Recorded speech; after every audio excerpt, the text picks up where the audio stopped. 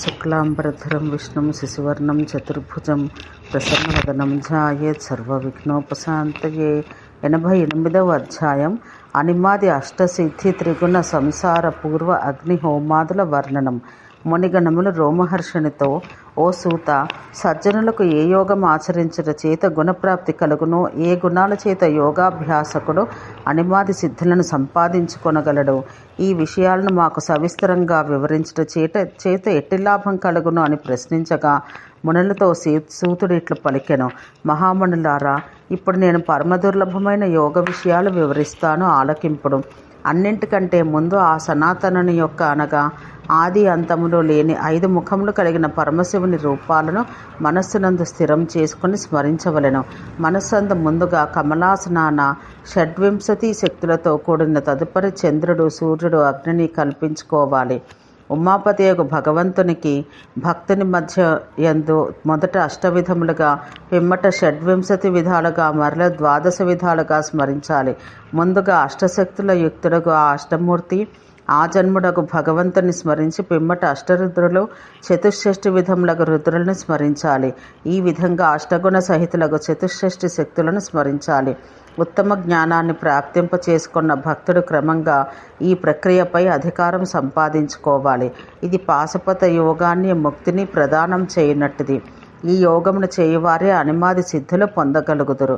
అంతేకాక ఆ శక్తి చేత కోటి యజ్ఞాల వల్ల కూడా సాధించరాని ఫలాన్ని ప్రాప్తింప చేసుకుంటారు. యోగులకు కలుగు ఐశ్వర్యం అష్టగుణములు లేక సిద్ధుల చేత కూడింది అని చెప్పబడుతుంది. వాని గురించి ఉచిత క్రమ పద్ధతి వినండి. ఇవి అనగా సిద్ధులు: అనిమ సూక్ష్మత, లఘిమ తేలికతనం, మహిమ గొప్ప శక్తి, ప్రాప్తి దేన్నైనా ప్రాప్తింప చేసుకొనగలుగు శక్తి, ప్రాకామ్యం అన్నింటినీ వశపరుచుకొను శక్తి, ఈసిత్వం సర్వ వస్తువులపై అధికారం, వసిత్వం అందరినీ వశం చేసుకొనగలుగు శక్తి, కామావసిత సర్వ కోరికలను పొందగలుగుట అనేవి. ఈ అష్టైశ్వర్యాలను ప్రతిదినం నరుడు కోరుకొనును. ఇవి 3 విధములు. ఆ 3 సావధ్య, నిరవధ్య, సూక్ష్మాలనేవి. సావధ్యం పంచభూతాత్మకం లేక సూక్ష్మ ఇంద్రియములు, మనస్సు, అహంకారాలకు సంబంధించినవి. దీనికి కూడా 5 ప్రవృత్తులుంటాయి. ఆ 5 ఇంద్రియములు మనోచిత్త బుద్ధి అహంకారములనేవి. ఆత్మ వీటితో సంపర్కం కలిగి ఉంటుంది. సూక్ష్మం నందు త్రివిధములకు సంయోగములు కలిగి ఉంటుంది. సూక్ష్మం కూడా అష్టగుణోపేతమని చెప్పబడుతుంది. ఈశ్వరుని చేత పంపబడినవి, త్రిలోకముల యందును ప్రాణులకు తెలిసినవి అగు వాని గురించియే మీకు తెలుపుతాను. అనిమాదులు సహజంగా స్పష్టమైనవే. వానికి ఎల్లచోట్ల ఎందో గౌరవం కలదు. అంతేకాక అవి 3 లోకముల యందుల ప్రాణులకు దుర్లభమైనటివి. ముందుగా ఐశ్వర్యాన్ని ప్రాప్తింప చేసుకుని భక్తులకు యోగులు బలాన్ని ప్రాప్తింప చేసుకుంటారు. దీని మాధ్యమం ద్వారా వ్యక్తి ఎక్కడికైనా పోగలిగిన ఏ ఆకారమైనా ధరించగలిగే శక్తి పొందును, అనగా ఎక్కడైనాను ప్రవేశించగలడు. రెండవది అనగా లఘిమ చేత ప్రాణులకు శీఘ్రత్వం ప్రాప్తించగలదు. మూడవదైన ఐశ్వర్యం 3 లోకముల యందు గౌరవం కలిగించినట్టుది. అందుచేత 3వ యోగం ఈ లోకమందు మహిమ అని పిలువబడును. తర్వాతది అగు ప్రాప్తి చేత త్రిలోకముల యందును వ్యక్తికి తన ఇచ్ఛానుసారం ఆనందం పొందగలుగు యోగ్యతను కల్పించును. ప్రాకామ్యం చేత భక్తులు తాను కోరుకున్న విషయాలు అనుభవించగలడు. ఎక్కడైనాను బాధ చేతనే 3 లోకముల యందును సుఖదుఖాలు కలుగును. ఈసిత్వం చేత యోగి 3 లోకాల యందును సర్వ ప్రదేశాలలోనూ సర్వ అవస్థల యందు అధిపతి కాగలడు. వసిత్వం చేత త్రిలోకముల యందును సకల చరాచర ప్రాణులు తన వశంలోకి వచ్చును. ఎక్కడ కామావసాయిత్వం అనగా కోరికలు కోరుకున్నట్టు జరుగునో, అక్కడ 3 లోకముల యందు చరాచర ప్రాణులు ఇచ్ఛానుసారం కావలసిన రూపం పొంది తిరిగి మార్చుకొనగలుగును. అన్ని సిద్ధులను ప్రాప్తించుకొని పిదప ధ్వని, స్పర్శ, రుచి, వాసన, రూపం, మనో ఇచ్ఛానుసారం కార్యములు జరపవచ్చు, లేక జరపకపోవచ్చు. అతడు జన్మింపడు, మరణింపడు, ఖండన ఉండదు, పగలడు, మండడు, మూర్ఛపోడు, ఆకర్షణగా ఉండడు, ప్రభావము ఉండదు, ఖర్చు ఉండదు, నష్టము కలగదు, ఎన్నడూ ఖిన్నుడు కాడు, పరివర్తన చెందడు. అతడు గంధ రూప రస స్పర్శ శబ్దరహితుడగును. అట్టి వానికి జాతి వర్ణాలు ఉండవు. అతడు విషయాలను అనుభవించుచూ కూడా వాని అందు లిప్తుడు కాడు. అతడు అణువు కంటేనూ సూక్ష్మమైన వాడు. సూక్ష్మమైన కారణం చేత ముక్తి పొందుటకు యోగ్యుడగును. ముక్తి పొందు కారణం చేత అతడు సర్వవ్యాప్తుడుగా ఉండును. సర్వవ్యాప్తుడగుట చేత అతడు పురుషుడు అనబడును. సూక్ష్మమైన వాడగుటచే పురుషుడు పరమేశ్వర్యం నందు స్థితుడై ఉండును. ఐశ్వర్యం క్రమంగా సూక్ష్మతరం మహత్తరం లగును. ఉత్తమ యోగం అబాధిత ఐశ్వర్యాలను పొందిన వ్యక్తి ముక్తిని ప్రాప్తించుకొనును. అదే మహత్తమం యొక్క సూక్ష్మ లక్ష్యం. మహాత్ములకు మునులారా, పాశుపత యోగం గురించి మీకు తెలియజేయబడింది. అది స్వర్గ అపవర్గముల ఫలం ప్రసాదించినట్టుది. అందువల్ల శివసాయుధ్యం లభ్యమగుటకు కారణం. జ్ఞానవంతుడు కాని వ్యక్తి రాగం కలిగిన వాడగుటచే పవిత్ర కృత్యాలు చేయను. రాజస తామసాలను అనుభవించి అతడు అందే అనగా సంసారమందే ముక్తుడగును.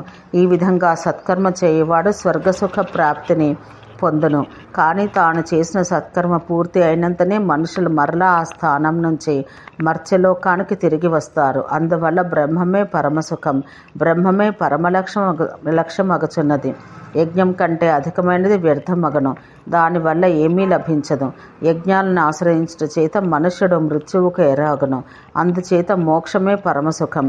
విశ్వము అను సర్వనామముల చేత యుక్తముగు బ్రహ్మాండం నందు విస్తృత ముఖములు కలవాడు, సర్వ విశ్వమందును పాదములు కలవాడు, విశ్వమంతటయును అనేక శిరస్సులు కలవాడు, సర్వవర్ణములు గంధములు కలవాడు, సమస్త విశ్వాన్ని మాలవలే ధరించువాడు, సర్వ విశ్వము చుట్టుకొని ఉండువాడగు దివ్య పురుషుని ధ్యానమందు లీనమగు భక్తునికి వందల కొలది మన్వంతరములందు కూడా తన స్థానాన్ని నుంచి తొలగిపోవట అసంభవం.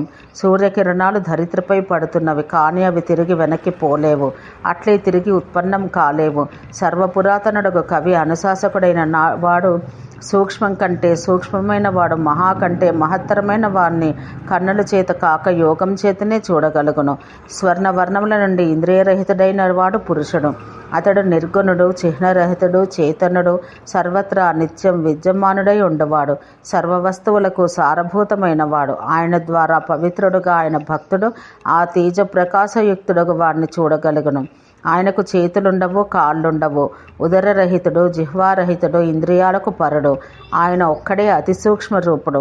ఆయన్ను కన్నులతో చూచుట, చెవులతో వినుట కుదరదు. ఆయన బుద్ధిరహితుడైన సర్వము ఎరిగినవాడు, సర్వము తెలిసి ఏమీ తెలియనివాడు. అందుచేత ఆయన ప్రథముడు, మహత్తర పురుషునిగా చెప్పబడను. ఆయనను యుక్తుడగు యోగిగాను, సర్వప్రాణులకు ప్రకృతిగాను, అచేతనుడుగాను, సూక్ష్ముడుగాను, సర్వవ్యాపిగాను సృష్టించు ధర్మం కలవాని రూపంగాను చూడవచ్చు. ఆయన కరములు, పాదములు సర్వ దిశలయందు వ్యాపించి ఉండును. కన్నులు, శిరములు, ముఖములు అంతటను విస్తరించి ఉండును. కర్ణములు నలుదిశలయందును కేంద్రీకృతములై ఉండును. ఆయన సర్వలోకములను చుట్టి ఉండును. అందుచేత యోగయుక్తుడు సనాతనుడకు పురుషునికి సర్వప్రాణులను ఎరిగిన వానికి ఎట్టి మోహము ఉండదు. ఆ పరమాత్మని మహాత్మను నిత్యుని సర్వప్రాణులకు ప్రభువగు వాడకు పరబ్రహ్మాన్ని ధ్యానించు వానికి మోహం ఉండదు. చెలించు వాయువు కనిపించకపోయినా సర్వమును చెలింపచేసినట్లే ఆ పురుషుడు సర్వ అనుభవాలు పొందును. భువనమందు స్వర్ణం కలవ కారణం చేత ఆయన పురుషుడు అని పిలువబడను. ఆయన గురించి తెలియట చాలా కష్టం. ధర్మాన్ని ఉపేక్షించుట చేత నరుడు అనేక మార్లు తన అవశిష్ట కర్మలతో పాటు తల్లి గర్భాన మరలా జన్మిస్తున్నాడు. స్త్రీ పురుషుడు రతి కార్యములందు లిప్తులగుట చేత శుక్రశోణిత సంయోగం చే కాలాంతరమున భ్రూణ జన్మం పొందుచున్నాడు.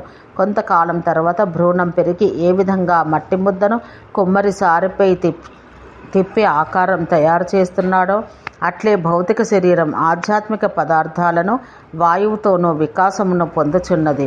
గర్భస్థ శిశువు మాతృయోని నుంచి వెలువడి నేను మహేశ్వరుని శరణంనందు పొందగలను, మహాదేవుని ఆరాధన చేయగలను అని ఆలోచించును.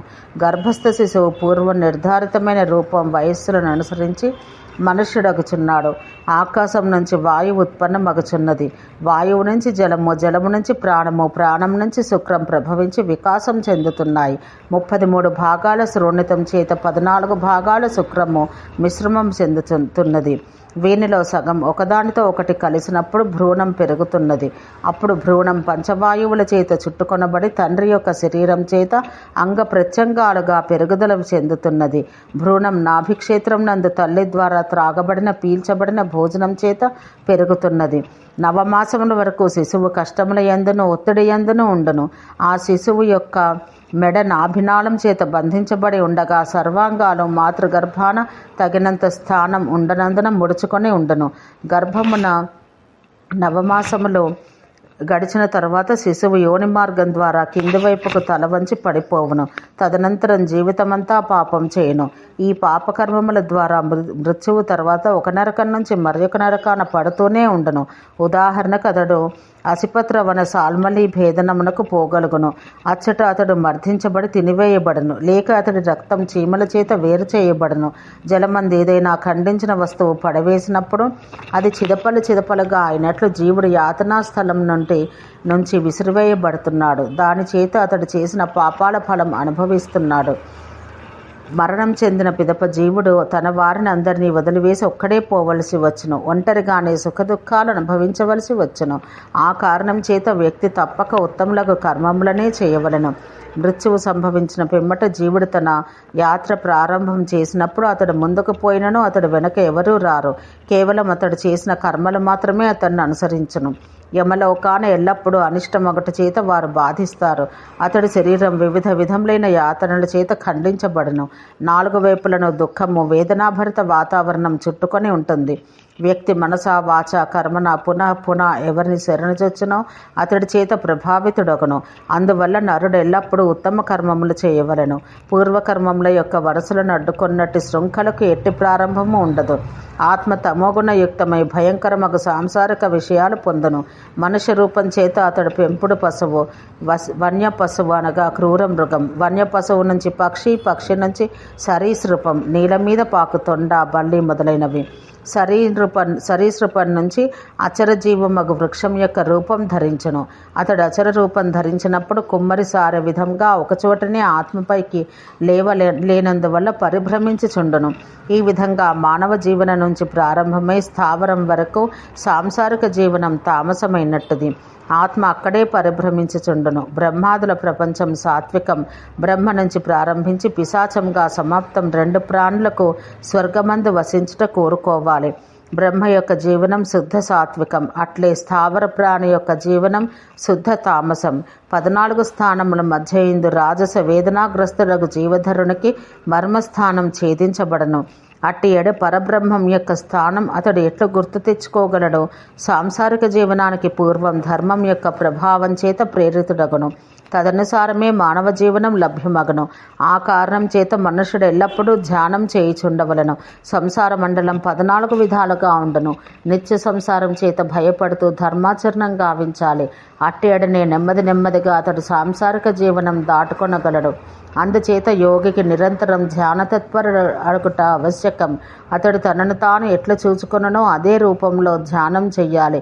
అతడే జలము, అతడే పరంజ్యోతి, అతడే ఉత్తమ సేతువు, అతడే అభివృద్ధి.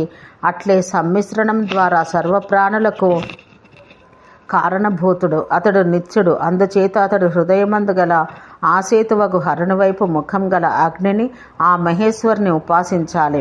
సాధకుడు తన యందున్న సర్వశక్తి శోభితుడకు రుద్రుని ధ్యానించాలి. ఆ రుద్రుడు అష్టవిధ రూపములందు విద్రమానగుచు అగ్నిని సంక్షిప్తపరుస్తూ స్థితుడై ఉండును.